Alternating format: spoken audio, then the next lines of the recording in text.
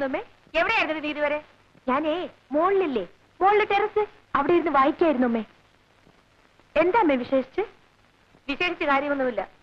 നിന്നെ ഒന്ന് കാണാൻ വേണ്ടി വന്നതാണ്. എന്താണ് ഇത്? ഓ, അപ്പോ കേട്ടതൊക്കെ നേരായിരുന്നു അല്ലേ? ചുമ്മാ ഇരിക്കും അമ്മേ. ഓരോന്ന് പിള്ളേർ പറഞ്ഞുണ്ടാക്കുന്നു വെച്ച് വെറുതെ പറയുന്നതോ? അന്വേഷിച്ചറിയാൻ പറഞ്ഞിട്ട് ഇവിടെയുള്ള നിന്റെ ചെറിയച്ഛൻ എനിക്ക് കത്തയച്ചിട്ടുണ്ടായിരുന്നു. എന്താണ് നിന്റെ ഭാവം?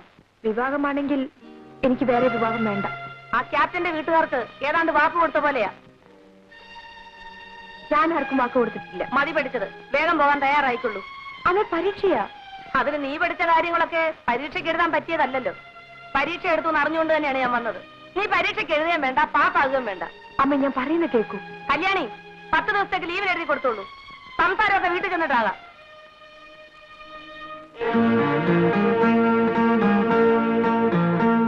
പ്രഭു, മൈ ഡിയർ പ്രഭു, ഞാൻ വരാം കേട്ടോ.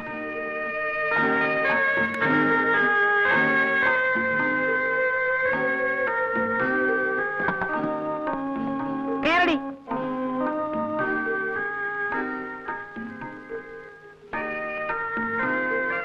ശോഭേ, ശരി, പോയിട്ട് വരും.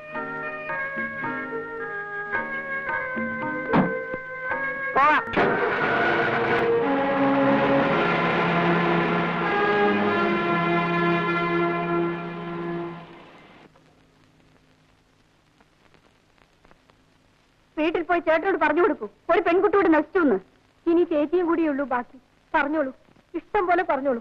നിങ്ങൾക്കൊക്കെ ഇതൊരല്പം നിയന്ത്രിച്ചുകൂടെ? നിയന്ത്രിക്കേണ്ടവരൊക്കെ തന്നെയാണ് ചേട്ടനെ ഇങ്ങനെയൊക്കെ ആക്കി തീർത്തത്. അവരൊക്കെ ആഗ്രഹിച്ചതുപോലെ ചേട്ടൻ ഇപ്പോൾ ആയിട്ടുണ്ട്. അവരോ? ആരാത്?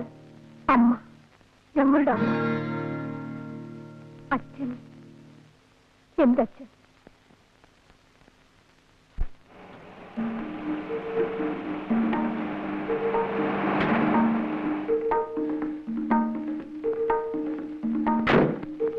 ലക്ഷ്മി എടുത്തി,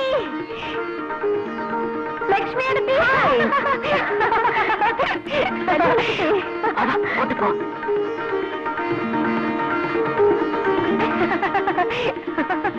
എന്താ കുട്ടി കേക്കണേ? പ്രേമം. കൊള്ളാം. എന്നെ കണ്ടല്ലേ കുട്ടി നീ ഇത്രയും കാലം വളർന്നത്? ലക്ഷ്മി എടുത്തി, നിനക്ക് ഞാനാവണമെന്ന് എന്താ ഇത്ര മോഹം? ആണിനൊന്നും നഷ്ടപ്പെടില്ല, പെണ്ണിനതല്ല കുട്ടി. എനിക്കറിയാം ലക്ഷ്മി എടുത്തി, എനിക്കൊന്നും നഷ്ടപ്പെട്ടിട്ടില്ല, എന്റെ മനസ്സൊഴി. വേറെ ഏതെങ്കിലും ഒരു ചെറുപ്പക്കാരന്റെ പേരായിരുന്നെങ്കിലും അമ്മയ്ക്ക് ഇത്ര അരിശം വരില്ലായിരുന്നു. വെറുതെ ആൾക്കാർ അതും ഇതും പറഞ്ഞുണ്ടാക്കുന്ന ലക്ഷ്മി എടുത്തി. പ്രഭുവിനെ എനിക്കറിയാം. അതല്ല മോളെ, പിന്നെ അയാളുടെ വീടിനെ കുറിച്ചും അമ്മയെക്കുറിച്ചും അച്ഛന്റെ മരണത്തെ പറ്റിയൊക്കെ എന്തൊക്കെയോ കേൾക്കണോ? എനിക്കറിയില്ല, അതൊന്നും തിരക്കേണ്ട ആവശ്യം എനിക്ക് തോന്നിയില്ല. നമ്മുടെ നാട്ടിലെ ആൾക്കാർക്ക് എന്താ ജോലി? പരദൂഷണം. അവനവന്റെ ജോലി നോക്കി നടന്നാൽ യാതൊരു കുഴപ്പമില്ല.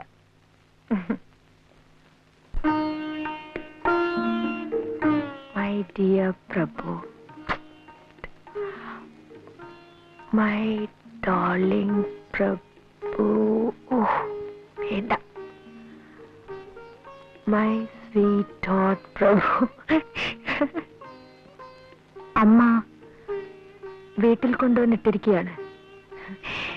കിളികളെയും മറ്റും കൂട്ടിലിട്ടടക്കില്ലേ, അതുപോലെ.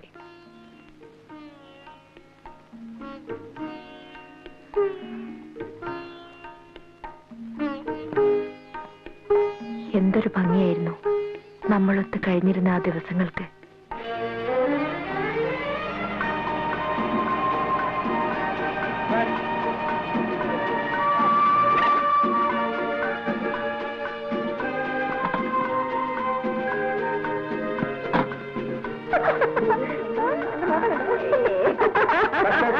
കഷ്ടം തന്നെ. എന്തായി കുട്ടികൾക്ക്? അവര് പിന്നെ എന്ത് ചെയ്യണം? ഓടിച്ചൊന്ന് മാലയിടണോ? നിനക്കതിൽ ഹീറോ ആയിരിക്കും എന്ന് പറഞ്ഞ് ഇങ്ങനെ അങ്ങ് പേടിക്കാൻ തുടങ്ങിയാൽ അത് കുറച്ച് കടുപ്പം തന്നെയാ. ഒരാൾ സിസ്റ്ററിനെ കാണാൻ ഹോസ്റ്റലിൽ വന്നാൽ ഇങ്ങനെയാണോ പെരുമാറേണ്ടത്?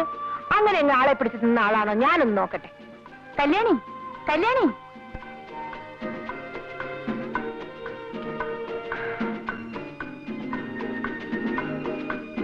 നീലിമയുടെ ചേട്ടനല്ലേ? അതെ. ഞാൻ പറഞ്ഞു വിടാം. ഹായ്, നല്ല ആള്. ഇങ്ങനെയാണോ ശനിയാഴ്ച വരാമെന്നും പറഞ്ഞിട്ട്?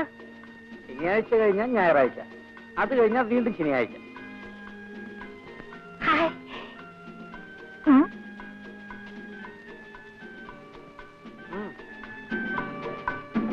താങ്ക്സ്.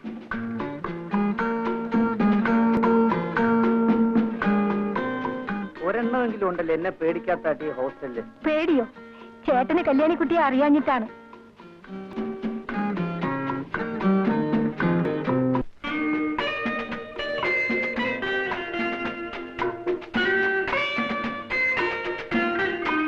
ഇവരൊക്കെ ആരാ? ഹിപ്പികളാണെന്ന് തോന്നുന്നു. ടൂറിസ്റ്റുകളാ.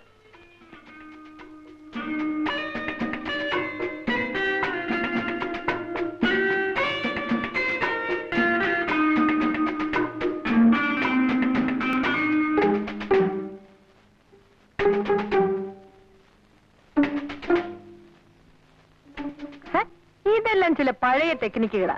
ദേ, നാടൊട്ട് ചീത്തപ്പേരുള്ള ആളാ. പറഞ്ഞില്ലെന്ന് വേണ്ട, ഞാൻ വളരെ കെയർഫുൾ ആയിരിക്കും. ഒരു വാക്കിലോ പ്രവൃത്തിയിലോ എന്തെങ്കിലും തെറ്റ് കണ്ടാൽ ആ നിമിഷം ഞാൻ കട്ട് ചെയ്യും.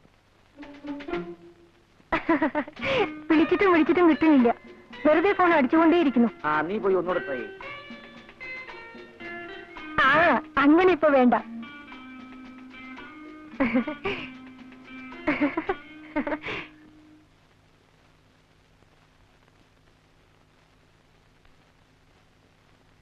എന്തൊരു കിടപ്പാടി ഇത്?